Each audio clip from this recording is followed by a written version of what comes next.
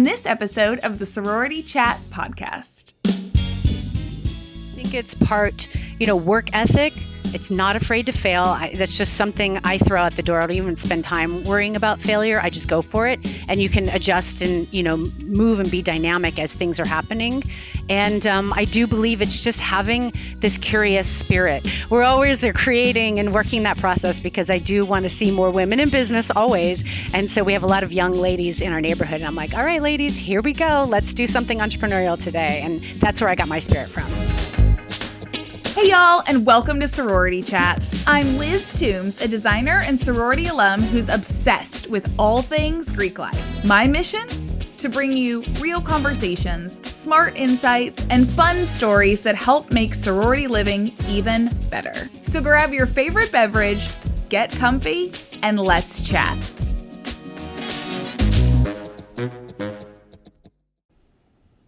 Friends, fall is finally here.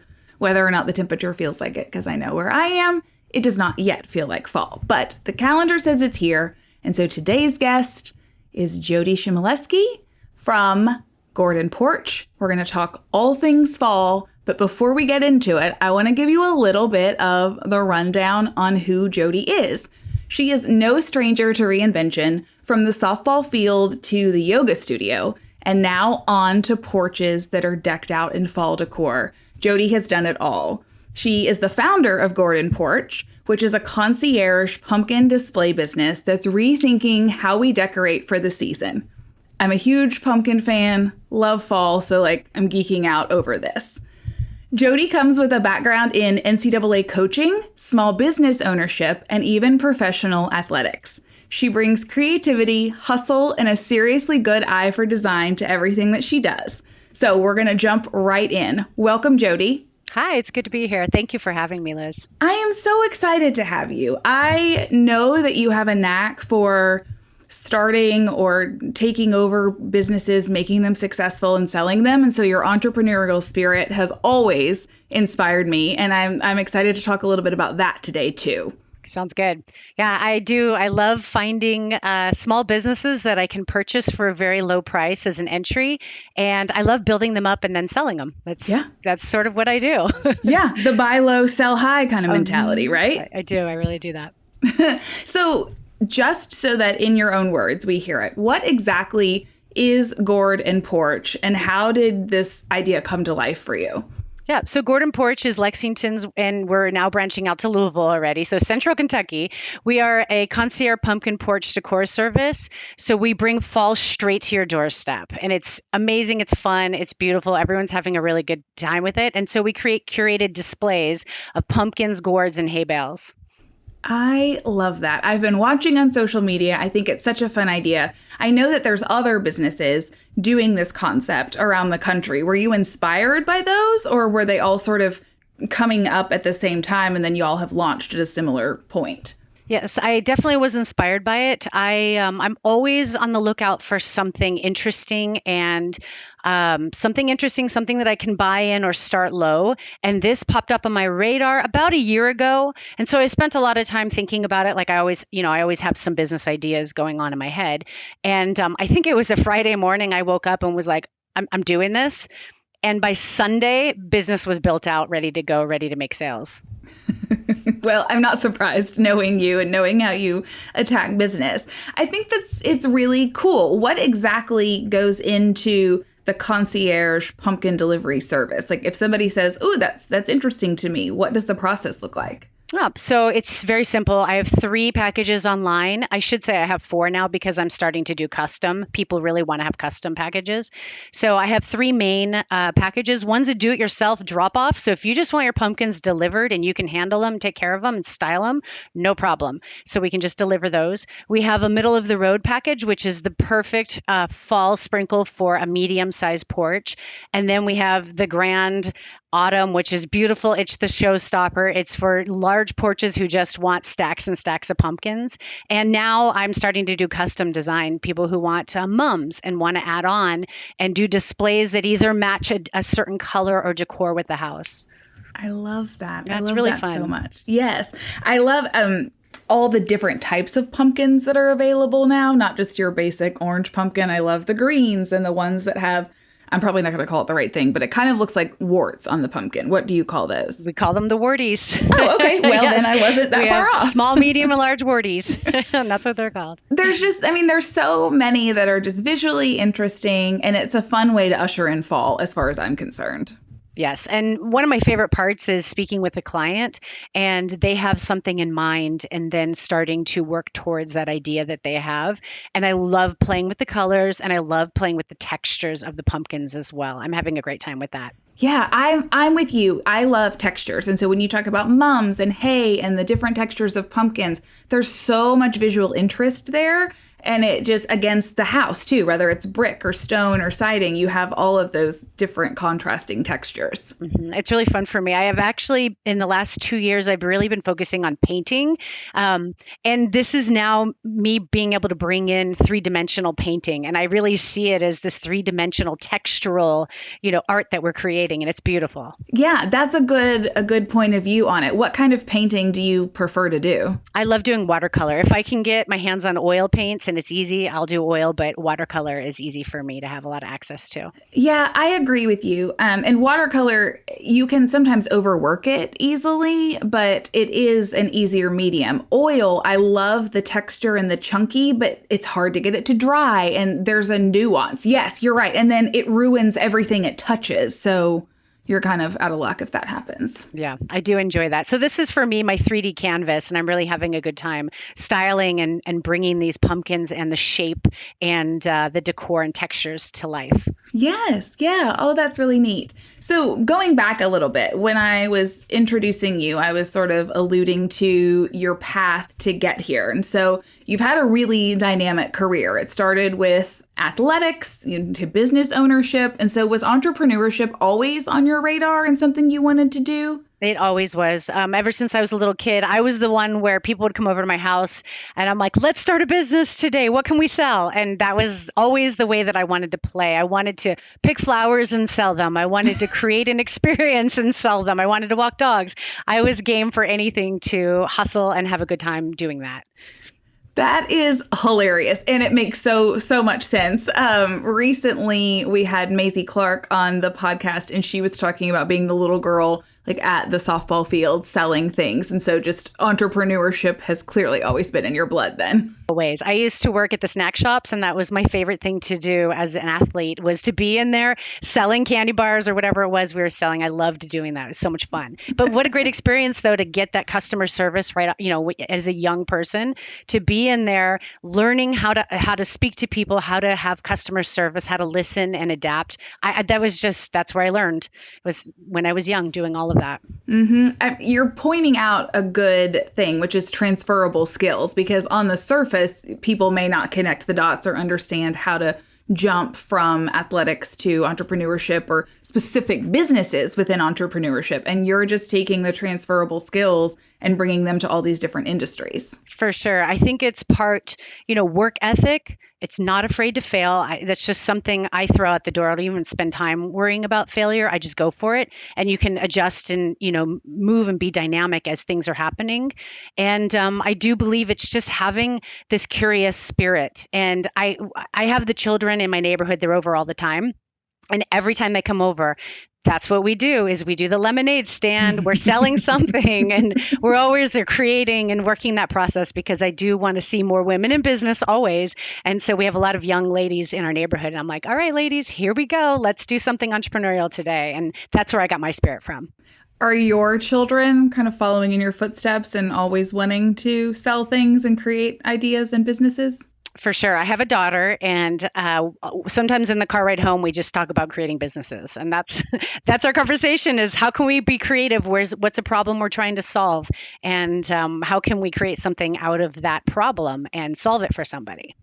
I love that. What fun car ride or dinner conversation to have. It really is. And we come up with great names for businesses, and sometimes we come up with silly things, and we have a good time with it. Yeah. I mean, that's the point, right? Have fun with it. Enjoy life. Exactly.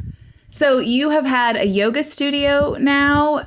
You're currently running a fire protection business, right? That's correct. I can get you to that point. So I started out, let's see, when I used to play softball. I was a professional athlete, and I was always doing lessons and clinics and public speaking events. That's how I started, really, starting to get into business as an adult. And when I was in Lexington, Kentucky, an opportunity came up to purchase Sterling Hot Yoga Lexington, which is a hot yoga studio, and I bought it. And then I ran it and owned it for 13 years, and I sold it. And I kind of thought, okay, I'm done. I'm going to really chill out in life. Well, that didn't happen. So then I thought it would be a great idea to look for a business and purchase a business from someone who was in their 80s. Because I'm like, all right, if an 80-year-old is running a business, it's probably a pretty chill business. And so I ended up buying a fire protection business. And then I realized I love bringing fire extinguishers to people and clients. I like customer service. Well, people just aren't that excited about fire extinguishers. No. Unfortunately, I'm excited about it, but not everybody else is. And so I was really starting to look for something that gave me that same customer service satisfaction that I had in yoga, which is I really like joy. I want to have a good time. I want to have fun. And I really think we need that, especially right now, is just have a good time. And so when I saw this business come up, I was like, you know what? This seems like it would be a lot of fun. And it worked out perfect. And I am delivering joy and magic to people's porches. Mm-hmm. I agree. I think so too. It's nice because a lot of times people think of like the holidays, like Christmas, and that's the joy and the magic of the year. And now you're just bringing it in a whole season early and giving them another option for that. Mm-hmm. People love to decorate their homes, and why not pumpkins? Mm-hmm. Mm-hmm. I love pumpkins. I've been waiting until October 1st to put out all of my pumpkin-related decor around the house because I will leave it up until Thanksgiving. And then after Thanksgiving, everything transfers over to Christmas. Other people have different opinions, but that's my personal rule of thumb. No, our season is similar. We start taking orders in August, and our first deliveries start the first day of fall. Mm-hmm. And we do a 5-week season, and then we have a pickup service. It's optional, and we can pick up either before Thanksgiving, and some people want till after Thanksgiving. So it's a long season with pumpkins. Okay, I'm glad you said that because when you were initially talking about dropping off these pumpkins, and I was thinking, okay, well, if you've done the like Mac Daddy package, then like what do you do with them when it's over? But y'all will come back and get them. Yes, let us handle the pickup and retrieval. We donate and source them to farms for feed. Okay. And the animals love them. All right. Well, that's smart. So you're really actually full service from concept to delivery all the way through the like, get it out of my hair. I want it gone. Exactly. That's what we do. Full service. Oh, that's so cool. What has surprised you most about starting what would be considered a seasonal business? What surprised me the most?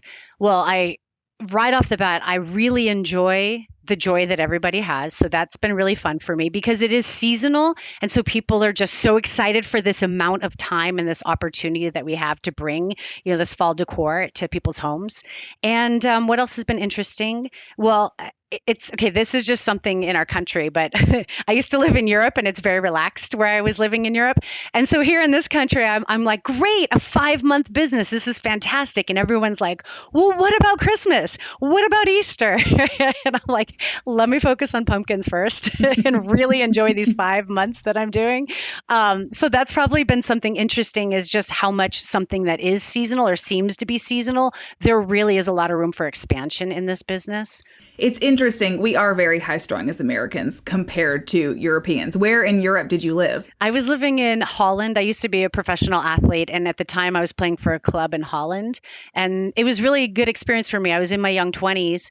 And while I was there, I really learned how to balance, and that having balance in your life is so important. And it was a really nice luxury that I learned living in Europe, was just to find balance, have balance, and take things a little bit slower. I like that. I'm embracing that more now that I'm in my 40s and established in business, and just sometimes taking a breath and taking a step back is the best thing to do. It really is. And owning the yoga studio, I think I learned a lot of those lessons as well, because there's a lot of those lessons in yoga and just, being present in your life and not so much of the hustle and bustle, even though that is my nature, is to be hustle and bustle, but I'm really learning to balance that. Well, but what I hear from you is even in the hustle and bustle, it's the joy that's driving you. It's not a stress-driven, slave to your job. It's truly seeking the joy and delivering the joy and having a good experience. That's correct. It's, especially where I'm at in my life, I really want to have a good time with what I'm doing. I want to be present with what I'm doing. And there's no reason for me at this point in my life to feel stress. And if there was stress, I don't want to have it in my life right now. So that's one thing I'm really enjoying about this business is I love the clients. I love the pace that we're at right now. And I do love the season. It's a great season. I love fall. My birthday's in the fall as well. So I really love this time of the year. Oh, there's much to celebrate then. Very but much. I'm aligned with you. I'm no stress. If it's hard, if there's a lot of fuss to it, I'm probably going to say, I'm good. Exactly. And when I was younger, that's when you're younger, when you're in your 20s, your 30s, that's a great time to try things, to work hard, to just, push and go, which is a great time to do that. And I think now I'm just at a little bit different phase in my life where I really want that balance, and I'm going to do everything I can to find that balance. Yeah, I hear that. So you've lived in Europe, and then I recall when you had the yoga studio, you would do yoga retreats out of the country as well. Is travel still a big part of your life right now? Huge part of my life. I'm obsessed with travel. It was really nice. Something I usually look for too in a business is how can I travel? So in the yoga studio, we hosted retreats and teacher trainings, and we would go down to Mexico and spend sometimes 2 to 3 months out of the year down there, hosting 28-day trainings or retreats, whatever it was we were doing. It was a lot of fun. I loved it. And unfortunately, fire extinguishers and pumpkins have not taken me out of the country yet. But that's okay. But I still travel like crazy. And that's why I'm really looking for businesses at this point in my life that have either been owned by an 80-year-old. So I know it's going to have a nice, slower period in time. And I'm really looking for seasonal business as well, where I can still be an entrepreneur because I love to be creative. I am a builder. I love to build. So I want to keep building, but doing things that really fit this lifestyle that I enjoy, which is travel. I love to travel. Yeah, I do too. Do you see ways in which the places you have traveled and lived influence how you run your business or the things you bring back to the businesses? Completely. One of the best lessons I ever had as an entrepreneur, I had just bought the yoga studio and I had a trip booked to Africa. And it was about 2 months in after I purchased the business. And I was, of course, losing my mind. How is this going to happen? And it was the best lesson I could have had early in the game as an entrepreneur because I had to delegate right away. And that just taught me delegate. Things will still go on. The business will still be fine without you. Delegate and hire good people. And that's what I did. And that was the best lesson I could have ever had. That's a very good lesson. And it's hard when you are a small business owner and you're building something. It's hard to just not hold on so tightly to it. And people are afraid to delegate because they're afraid things are going to fall through the cracks. Of course. When I was young, that's one of the mistakes. I was definitely I wanted perfection. I wanted things to be great. I was so focused on the details. And now I'm like, I'm going to hire a team of designers. Let's get them out there and teach them how to design and let them go do their thing and work their magic. And same thing with, yoga teachers at the yoga studio. I would hire teachers, train them, and then let them have their craft and their art and let them shine on who they are and be their best. And building teams, that's really something as an entrepreneur is learning how to build good teams. Yeah, you're right. And there is something to be said for the building people up and letting them shine. I know I try to mentor students or young entrepreneurs or professionals, even just as they're coming up through their career. And it is so easy to just want to say like, oh, do it like this, or here's what I did. But you just have to really figure out how to support them. And like you said, let them shine. Let them shine and your business will grow and people will connect to them. And that's great because you don't have to expend that energy. And that was one thing nice about the yoga studio was, we would have 8 classes a day and that's, 8 different teachers a day and people connected to each different personality in the room. And that's great because there was something for everyone. And so it's going to be fun as my design team grows to see the similar yet different designs show up on everybody's porches. And I'm really looking forward to that. It will be fun to look back at the photos of the season and just see all the different looks that you've created. I'm already excited for the growth in just, I already look back at some of my earlier and I'm like, oh, we've already are growing and evolving, which was one thing I love about business. Yeah, I know there's some moments myself when I'll look back on the early days of projects and I'll be like, oh, I can't believe I was hired to make that look. But seasons change, trends change, your skills get better, just like you said, growth. Yeah, and you got to go for it. You can't worry about making mistakes because we are going to make mistakes. And once you eliminate that fear of failure or mistakes, like they're going to happen and you can't avoid it. So don't waste any time, worrying about making mistakes. Yeah, that is true. It's easier to make the mistakes and then get on and move past it and learn from it than to be so terrified that you're not doing anything to move forward. Exactly. You've talked a lot about how creativity is important to you, and you've talked about painting. Are there other creative avenues that you like to explore? Yes. I try to try new things as much as I can. I really like to stay busy and, just explore. And I like trying things that are hard. So in the last year, I found an improv group in Lexington, and I've been taking improv classes and I've been doing improv shows. So that's been a lot of fun. And I love improv. Have you ever done it or tried it? I haven't, no. It's hilarious. It's basically putting yourself in the most awkward, uncomfortable situation that you can possibly imagine and just seeing what happens. And you really get comfortable being in the space of being awkward and failing. And it's hilarious. And so I think that just helps every entrepreneur as well. Why not? Because we are going to make mistakes. You got to get out there and take risks. And I think improv is the perfect transition and skill set to have. So I'm really looking forward actually to my daughter to start doing improv so that she can get in and grow up in that space of being uncomfortable. Yeah, that is very valuable for a young person to learn. That sounds terrifying to me, Jody, to stand up there, because I think of whose line is it anyway? I love watching that show because they're so creative, but I think if I were in their spot, I would be like, oh, I don't know what to do here. Oh, I've done it. I went into a show where the owner of the business, she said, okay, Jody, I was going to be working with some people that were more seasoned than I was because I've only been doing this for a short amount of time. So I had this opportunity to go be in a show and I'm like, let's do it. I'm going to be in this show. And she, right off the bat of the show, there's, probably 100 people there to watch us. She's like, and Jody is going to start the first scene with, this person. And I blanked. So I went up there and the other person, you're on a team, so you're there to help each other out. So the other person started the scene for me. And then I said something and pointed and just could not think of anything. And that's part of improv is, that people are going to have your back. So my teammates jumped in and they started helping. But for me, it was embarrassing. But that's part of improv, and probably everyone in the audience had a good laugh. I know I have a good laugh, makes a good story.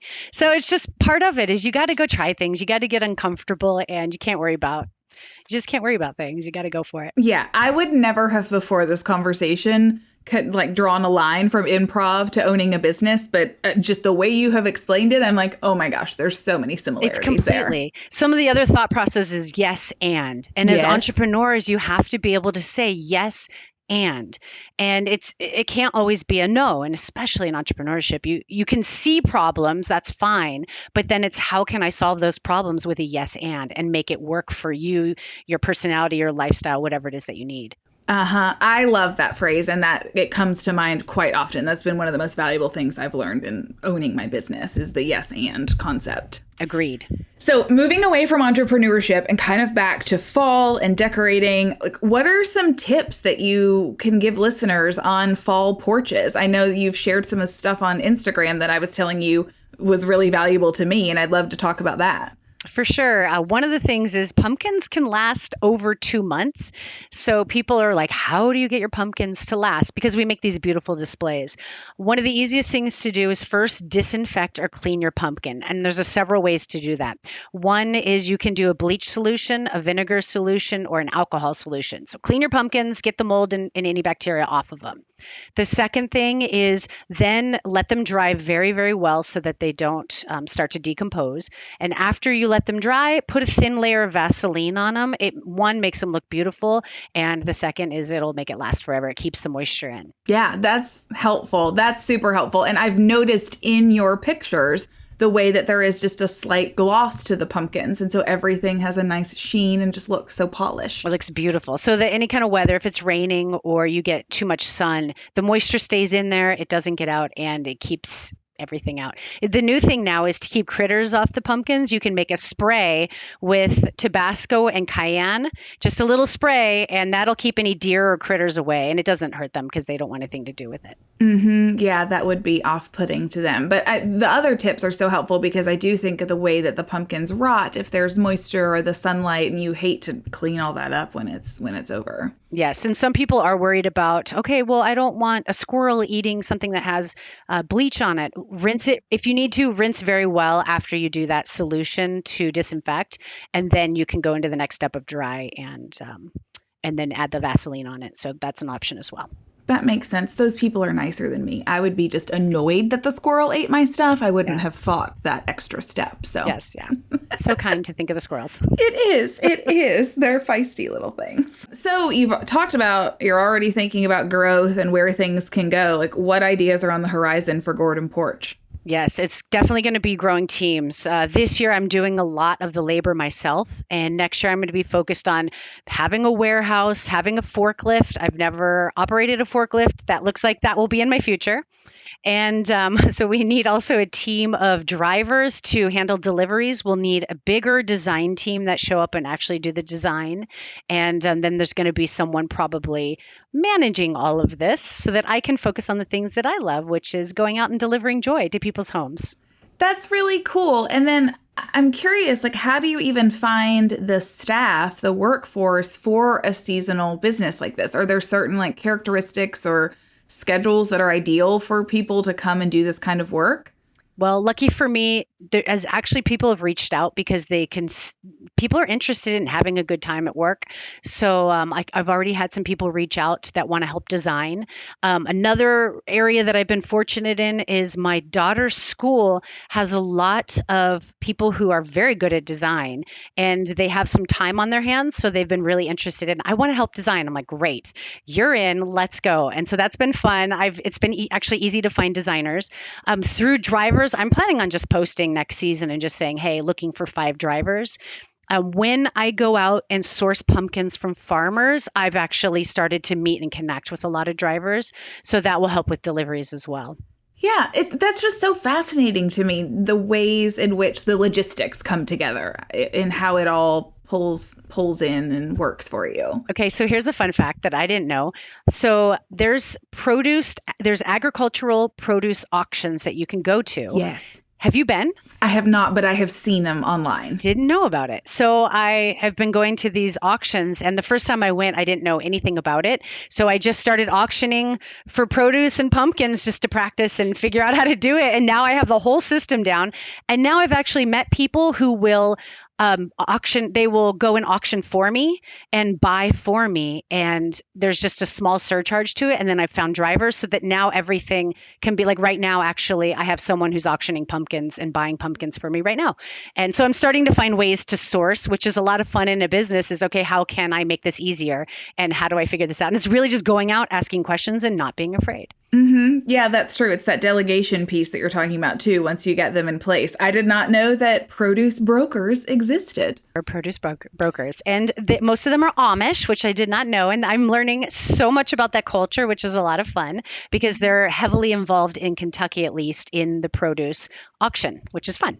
Yeah, I did know that too. So, well, this will be fun to watch the way that you expand and grow. Is there a world in which you do think you start tackling other seasons or holidays, or are you like hold your horses? I don't see that yet for 2026 season, but it might be possible for the year after. I think I really want to get my systems in place and get this business to where it's functioning at the way that I want it to function, and then I can find some balance in it, and then I will start focusing on the next step, which is growth in a different season. Yeah. But as for right now, I'm really focused on pumpkins. I just started adding mums into the business, which I didn't think I would do this season, but there's such a high demand for it. I'm like, all right, let's figure it out. So that's something that I'm working on, is how to figure out sourcing mums and making sure that they look great during the season. Okay, that was going to be my comment, was I just suck with them, right? They're so thirsty. I can feel like I can never keep them watered enough. Do you have any secrets to keeping them looking good? I wish I had a better secret, except for you got to water them every day. That's the secret to a good mum.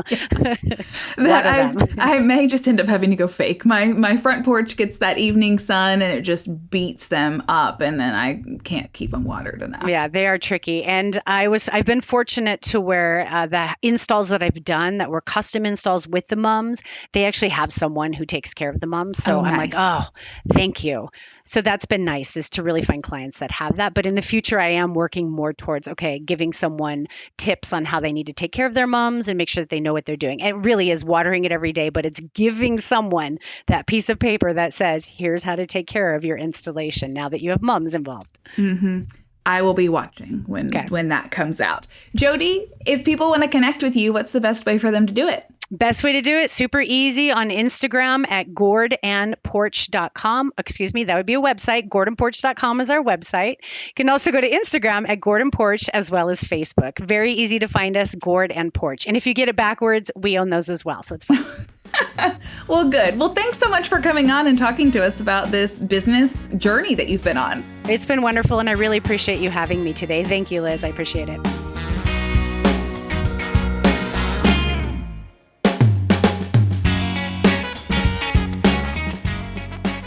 Welcome to Liz's House Hot Takes. This is where I take the lessons I've learned over the last 16 years of designing Greek houses and offer you my pro tips. Here's today's House Hot Take. Respect the project timeline. If you want your house ready for recruitment, start planning at least 12 months out for cosmetic updates or anything that requires light construction. Furniture, flooring, and custom pieces can take months to arrive, and construction delays are more common than not. A rushed project rarely gives you the polished, functional, and Instagram-worthy results that you desire. Not to mention that everyone involved is under stress to meet the deadline.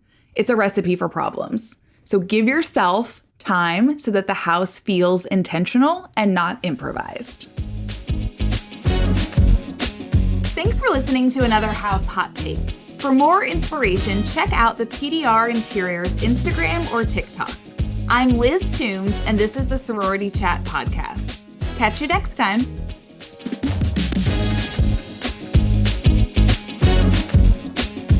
Thank you so much for tuning in. If you're listening on a podcast platform, make sure to follow the show so you never miss an episode. And if you got something out of today's conversation, we'd love for you to leave us a 5-star review. It helps us reach more listeners just like you. If you're watching on YouTube, be sure to check out this video right here or this one over here. And don't forget to like and subscribe. It really helps us out. On that note, I'm Liz Toombs with Sorority Chat, and I'll see you on the next one. This podcast is produced by Collier Landry for Don't Touch My Radio. Copyright Liz Toombs.